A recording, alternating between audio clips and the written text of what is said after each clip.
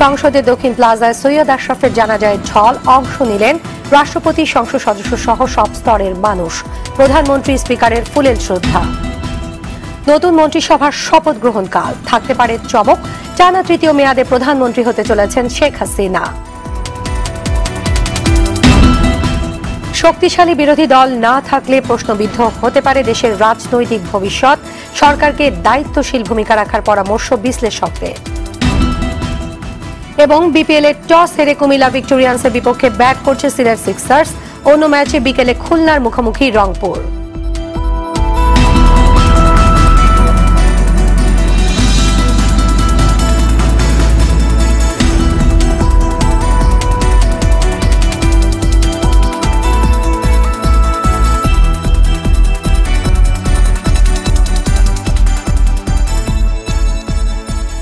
আসসালামু আলাইকুম, স্বাগত জানাচ্ছি আরটিভি দুপুরের সংবাদে। শুনছিলেন মার্কেন্টাইল ব্যাংক শিরোনাম।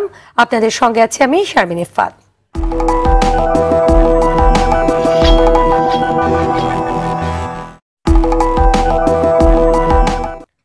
জাতীয় সংসদের দক্ষিণ প্লাজায় হল আওয়ামী লীগের সাবেক সাধারণ সম্পাদক ও জনপ্রশাসন মন্ত্রী সৈয়দ আশরাফুল ইসলামের প্রথম জানাজা। সকালে রাষ্ট্রপতি আব্দুল হামিদ, মন্ত্রী, সংসদ সদস্য সহ সাধারণ মানুষ জানাজায় শরীক হন। পরে রাষ্ট্রপতি, প্রধানমন্ত্রী ও স্পিকার মৃতদেহে শ্রদ্ধা নিবেদন করেন। এরপর সব স্তরের মানুষের ফুলেল ভালোবাসায় সিক্ত হন সৈয়দ আশরাফ। রুহুল আমিন তুহিনের রিপোর্ট।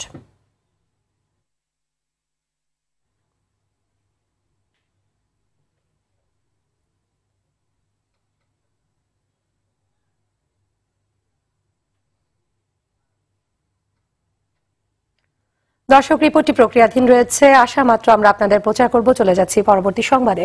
এদিকে কিশোরগঞ্জে সৈয়দ আশরাফুল ইসলামের দ্বিতীয় জানাজা হয়েছে। দুপুরে ঐতিহাসিক শোলাকিয়া ঈদগাহ ময়দানে জানাজা হয়।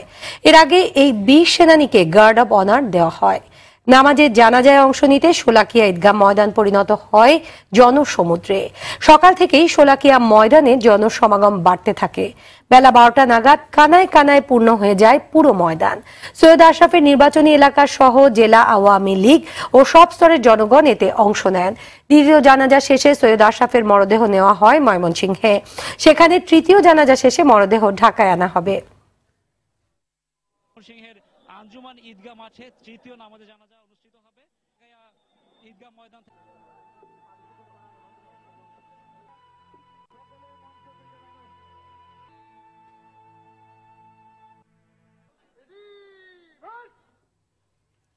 এর আগে জাতীয় সংসদের দক্ষিণ প্লাজায় হল আওয়ামী লীগের সাবেক সাধারণ সম্পাদক ও জনপ্রশাসন মন্ত্রী সৈয়দ আশরাফুল ইসলামের প্রথম জানাজা। সকালে রাষ্ট্রপতি আব্দুল হামিদ, মন্ত্রী, সংসদ সদস্য সহ সাধারণ মানুষ জানাজায় শরীক হন। পরে রাষ্ট্রপতি, প্রধানমন্ত্রী ও স্পিকার মৃতদেহে শ্রদ্ধা নিবেদন করেন। এরপর সব স্তরের মানুষের ফুলেল ভালোবাসায় সিক্ত হন সৈয়দ আশরাফ। দর্শক, রুহুল আমিন তুহিনের রিপোর্টটি দেখুন এখন। জাতীয় সংসদের এই চত্বরে তিনি আগেও এসেছেন বহুবার, তবে এবার এলেন প্রাণহীন নিথর দেহ নিয়ে। পরিচিত জন ও সহকর্মীরা আগেও ছিলেন তার সঙ্গে, তবে এখন এসেছেন জানাজা আদায় করতে। আপনারা আমার ভাইয়ের সকল ভুল ত্রুটি নিজ গুণে ক্ষমা করে দিবেন। রোববার সকালে জাতীয় সংসদের দক্ষিণ প্লাজায় অনুষ্ঠিত জানাজায় উপস্থিত ছিলেন রাষ্ট্রপতি আব্দুল হামিদ, ছিলেন সৈয়দ আশরাফের দীর্ঘদিনের সহকর্মী, স্বজন সহ বিভিন্ন স্তরের মানুষ।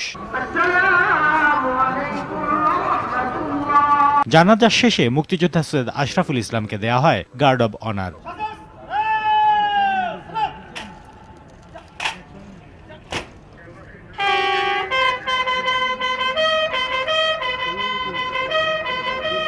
এরপর মৃতদেহে শ্রদ্ধা নিবেদন করেন রাষ্ট্রপতি আব্দুল হামিদ।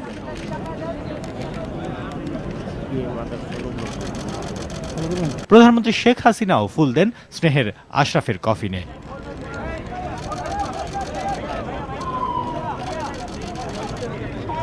এরপর স্পিকার ডাক্তার শিরিন শারমিন চৌধুরী ফুল দিয়ে শ্রদ্ধা নিবেদন করেন। এ সময় সাংবাদিকদের সঙ্গে আলাপকালে সৈয়দ আশরাফের শূন্যতা অপূরণীয় বলে মনে করেন তার দীর্ঘ রাজনৈতিক জীবনের সহযোদ্ধারা। তিনি যখন ময়মনসিংহে ছাত্রলীগের নেতা হন, তখন আমরা কেন্দ্রীয় ছাত্রলীগের নেতা ছিলাম। আর মনটা ছিল খুবই পরিষ্কার, কারোর সাথে কোনো আপনার বিদ্বেষ, হিংসা বা কোনোরকম কাউকে ক্ষতি করার কোনো মনোভাব ছিল না। তার কাছে যেই যেত সে হেসে অমায়িক ব্যবহারে সবাই মুগ্ধ হতো। বাংলাদেশে যে ক্ষতি হয়েছে এটা পোষানো খুব কঠিন হবে, কেননা তার সারা জীবনই ছিল জনগণ এবং জনগণের মানুষের কল্যাণের জন্য। আওয়ামী লীগের যখন 1/11 হলো সেই মুহূর্তে সে ভারপ্রাপ্ত সাধারণ সম্পাদকের দায়িত্ব পালন করে এবং শেখ হাসিনার মুক্তি সহ আওয়ামী লীগকে সুসংগঠিত করা এবং নির্ভীকভাবে সুসংগঠিত করে নির্বাচনে আওয়ামী লীগ জয়লাভ করলো এবং আওয়ামী লীগ ক্ষমতা আসে। তার কোনো শত্রু নাই। দল মত নির্বিশেষে বাংলাদেশের সকল মানুষ সৈয়দ আশরাফুল ইসলামের প্রতি ছিল শ্রদ্ধাশীল। একজন সৎ, নিরহংকার, নির্লোভ সৈয়দ আশরাফকে জাতি আজীবন স্মরণ রাখবে বললেন তার সহকর্মীরা। তা আমিও মাঝে মাঝে তার মূল্যবান পরামর্শ নিতাম, কারণ তিনি আমাদের একজন অভিজ্ঞ রাজনীতিক এবং তার অভিজ্ঞতা আমরা শেয়ার করতাম এবং এর ফলে আমাদের কার্যক্রমে গতিবেগ সঞ্চার করা আমরা সক্ষম হয়েছি।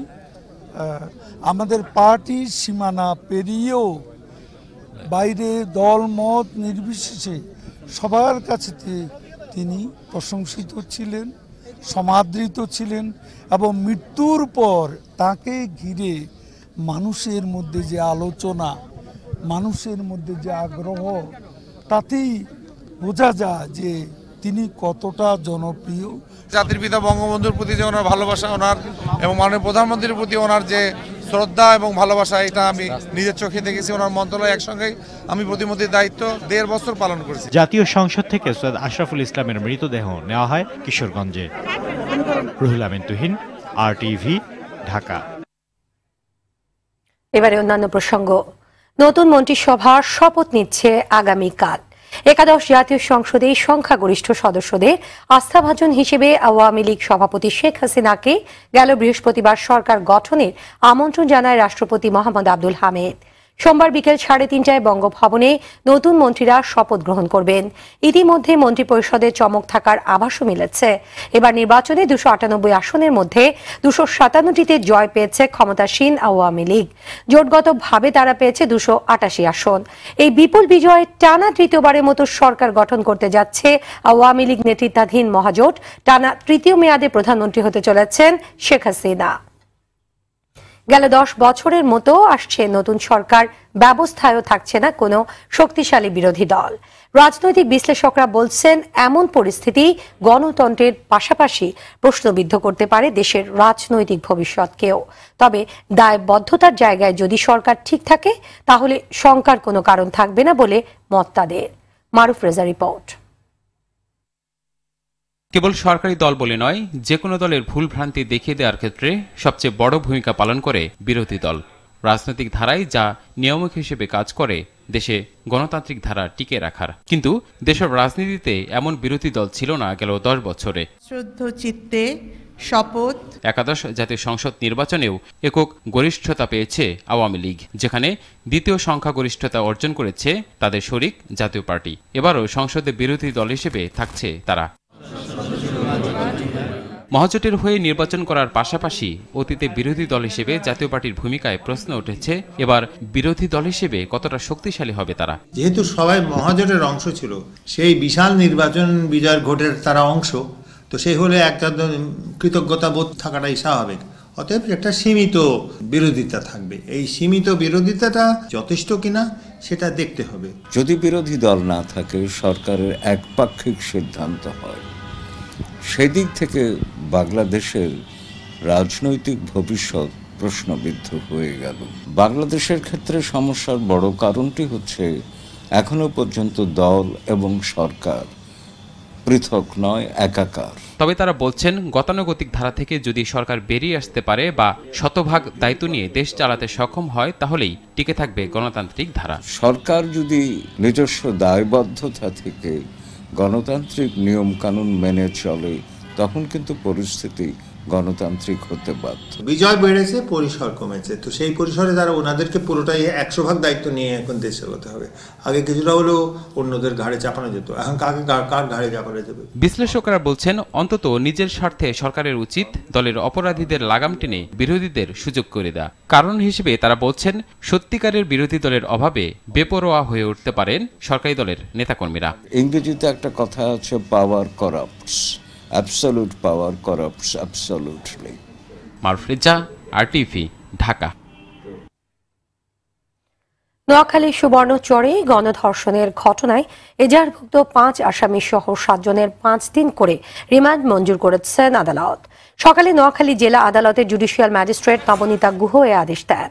পুলিশ জানায় এজাহারভুক্ত আসামি বাদশাহ আলম বাসু, মোহাম্মদ সোহেল, মোহাম্মদ স্বপন, ইব্রাহিম খলিল বেচু, ঘটনার মূল হোতা রুহুল আমিন, জড়িত সন্দেহে গ্রেফতার হাসান আলী ভুলু ও জসিম উদ্দিনকে আদালতে সোপর্দ করা হয়। এ সময় তাদের প্রত্যেকে 7 দিন করে রিমান্ড আবেদন করে পুলিশ। শুনানি শেষে 5 দিন করে রিমান্ড মঞ্জুর করেন আদালত। চরজব্বার থানার ভারপ্রাপ্ত কর্মকর্তা মোহাম্মদ ইব্রাহিম খলিল জানান, গ্রেফতারকৃত 8 জনের মধ্যে 1 জনকে আজ ভোরে গ্রেফতার করা হয়েছে। গত 30 ডিসেম্বর রাতে সুবর্ণচরে গণধর্ষণের শিকার ওই গৃহবধূ।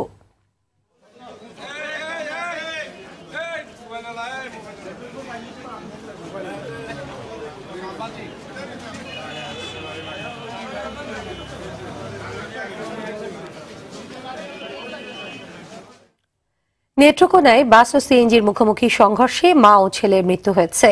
সকাল 8টার দিকে নেত্রকোনা মদন সড়কের গদাইকান্দা নামক স্থানে এই দুর্ঘটনা ঘটে। এ সময় আরও 3 জন গুরুতর আহত হন। নিহতরা হলেন তানিয়া আক্তার এবং তার শিশু ছেলে মোমেন। পুলিশ জানায়, সকালে নেত্রকোনা থেকে 6 জন যাত্রী নিয়ে একটি সিএনজি আটপাড়ার দিকে যাচ্ছিল। এ সময় মদন থেকে ছেড়ে আসা যাত্রীবাহী বাসের সঙ্গে সিএনজির মুখোমুখি সংঘর্ষ হলে ঘটনাস্থলে সিএনজি যাত্রী তানিয়া ও তার ছেলে মারা যায়। পরে আহতদের উদ্ধার করে স্থানীয় হাসপাতালে ভর্তি করা হয়।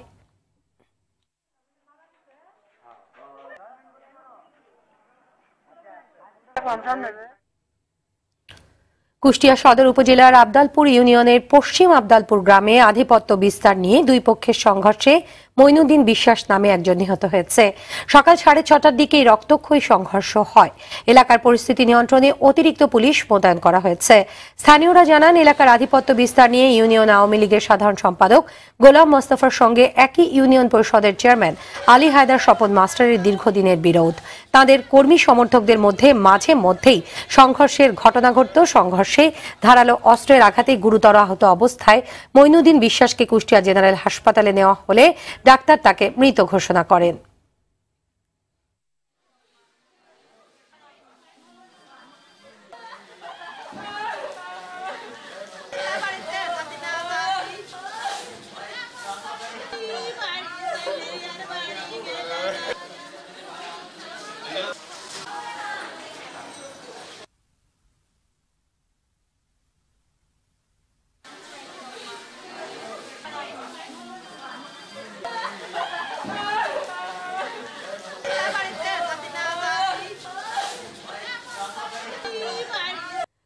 নির্বাচিত গল্প থেকে আন্তর্জাতিক নারী দিবস উপলক্ষে RTVতে প্রচারিত হবে প্রেরণায় নারীর গল্প শিরোনামে 3টি নাটক।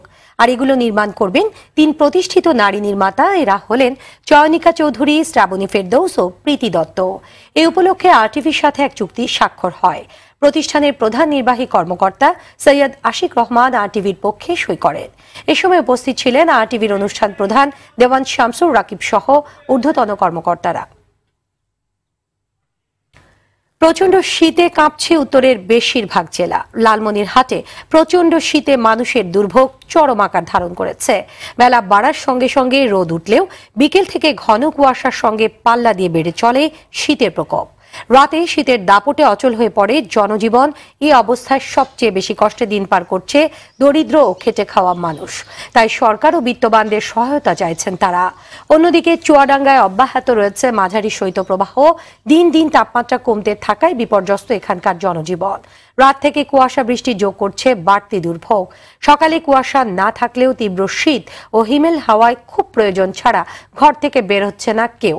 এ অবস্থায় ঘরে ঘরে দেখা দিয়েছে সর্দি, জ্বর সহ নানা ঠান্ডাজনিত রোগ। টিউশনি শেষে বাসায় ফেরার সময় রাজধানীর শ্যামপুরের পোস্তগোলায় পিকআপ ভ্যানের ধাক্কায় আফরোজা নামের এক ছাত্রী নিহত হয়েছেন। শনিবার রাত 8:45টার দিকে গুরুতর আহত অবস্থায় আফরোজাকে হাসপাতালে নিলে চিকিৎসকরা তাকে মৃত ঘোষণা করেন। এবছর জগন্নাথ বিশ্ববিদ্যালয়ে MBA-তে ভর্তির সুযোগ পেয়েছিলেন আফরোজা। রোববার ভর্তি হওয়ার কথা ছিল তার, তবে এখন পর্যন্ত পুলিশ পিকআপটি শনাক্ত করতে পারেনি।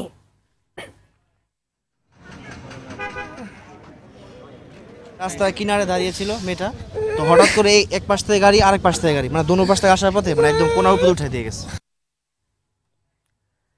ব্রাহ্মণবাড়িয়া 2 আসনে স্থগিত 3 কেন্দ্রের ভোট নিয়ে সরব এখন নির্বাচনী এলাকা। আগামী 9 জানুয়ারি এলাকায় পুনরায় ভোট গ্রহণ হবে, আর এসব কেন্দ্রের ভোট গ্রহণে প্রস্তুতি নিচ্ছে নির্বাচন কমিশন। ব্রাহ্মণবাড়িয়া প্রতিনিধি আজিজুর রহমানের সহায়তায় সুরায়া মুন্নি রিপোর্ট। 30 ডিসেম্বর নির্বাচনে সরাইল আশুগঞ্জ নির্বাচনী এলাকার আশুগঞ্জ উপজেলার যাত্রাপুর সরকারি প্রাথমিক বিদ্যালয়, সোহাগপুর দক্ষিণ সরকারি প্রাথমিক বিদ্যালয় ও বাহাদুরপুর সরকারি প্রাথমিক বিদ্যালয় কেন্দ্রে ভোট গ্রহণের অনিয়মের অভিযোগ ওঠে। এরপরই এই 3 কেন্দ্রে ফলাফল স্থগিত করে পুনর্নির্বাচনের তারিখ ঘোষণা করে কমিশন।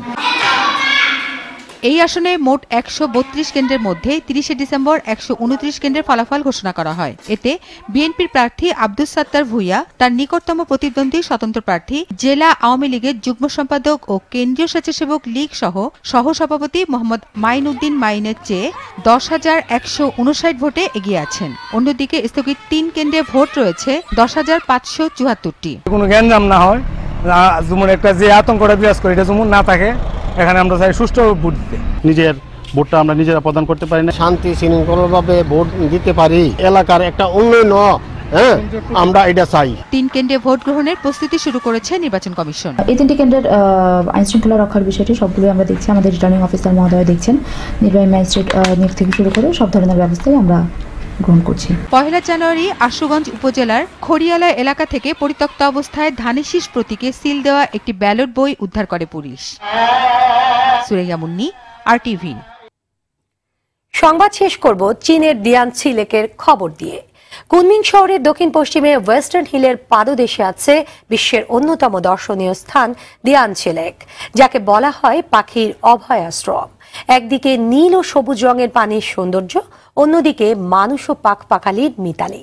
পাখিদের নিরাপদ বিচরণভূমির জন্য লেক কর্তৃপক্ষের আছে বিশেষ ব্যবস্থা। চীনের দিয়ানসি লেক ঘুরে এসে জানাচ্ছেন আতিকা রহমান। এ যেন পাখির রাজ্য, যেখানে পাখির কলতানে সুরের ঝংকার ওঠে। নীল জলরাশির ওপরে পাখি নিরন্তর ছুটে চলা, মুক্ত বিহঙ্গে লেকের চারধারে দিয়ে ওড়াউড়ি ঘোরাঘুরি। বিশ্বের নানা দেশ থেকে নানা জাতের পাখি আসে এখানে। কুনমিং শহরের দক্ষিণ পশ্চিমে ওয়েস্টার্ন হিলের পাদদেশে বিখ্যাত লেকটি অবস্থিত। সমুদ্রপৃষ্ঠ থেকে 6,187 ফুট উপরে এবং 300 বর্গ কিলোমিটার এলাকা জুড়ে দিয়ানসি লেক, যাকে কুনমিংয়ের স্থানীয়রা বলেন ইয়ানসি গ্রিন লেক বা বার্ডস লেক। মিঠা পানির অর্ধচন্দ্রাকৃতির লেকের দৈর্ঘ্য 39 কিলোমিটার, প্রস্থ 13 কিলোমিটার।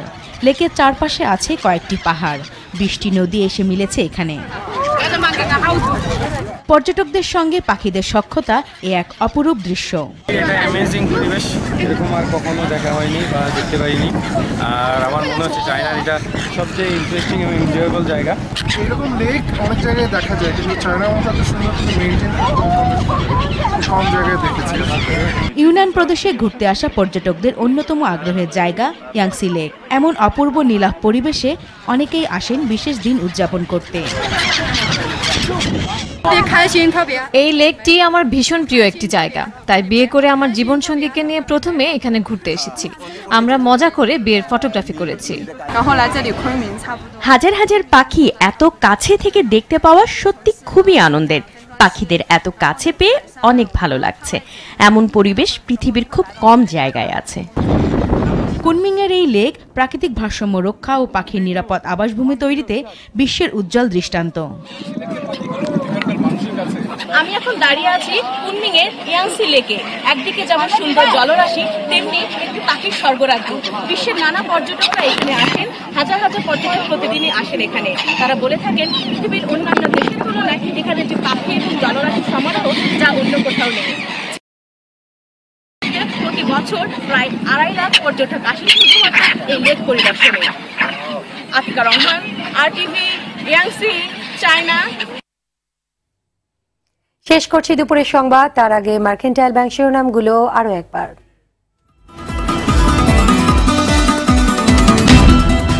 সংসদের দক্ষিণ প্লাজায় সৈয়দ আশরাফের জানাজা, শরীক হলেন রাষ্ট্রপতি, সংসদ সদস্য সহ সব স্তরের মানুষ, প্রধানমন্ত্রী স্পিকারের শ্রদ্ধা।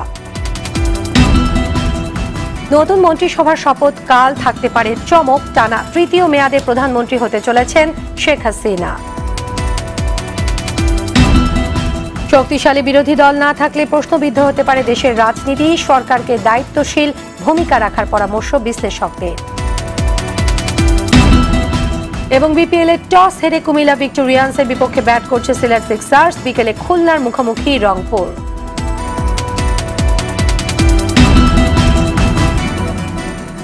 দুপুরের সংবাদ এ পর্যন্তই। আরটিভি সবশেষ সংবাদ জানতে যে কোনো মোবাইল ফোন থেকে 24141 নম্বরে ডায়াল করুন। আর মোবাইল ফোনের সংবাদ দেখতে অ্যাপ স্টোর, গুগল প্লে বা উইন্ডোজ স্টোর থেকে ডাউনলোড করুন আরটিভি অ্যাপস। এছাড়াও তাৎক্ষণিক ও বিনোদন সংবাদ জানতে বিশ্বের যে কোনো প্রান্ত থেকে ভিজিট করুন rtvonline.com এবং youtube.com/rtvnews। ধন্যবাদ সবাইকে।